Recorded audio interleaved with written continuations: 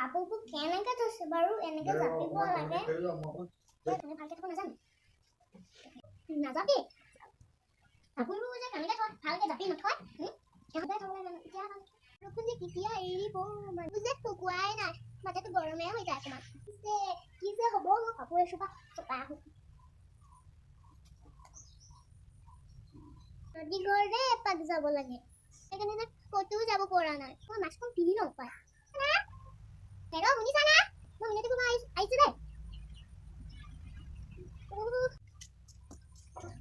বৰষুণটো যেনে তেনে এৰিলে আৰু ছাতিটো থৈ দিওঁ বন্ধটো বুলিয়ে নাজানো কৰোণা হৈছে নিপিন্ধিলেও নোৱাৰি মানে ৰান্ধনিৰ পৰা আহোঁচোন এবাৰ আৰু মানুহজনী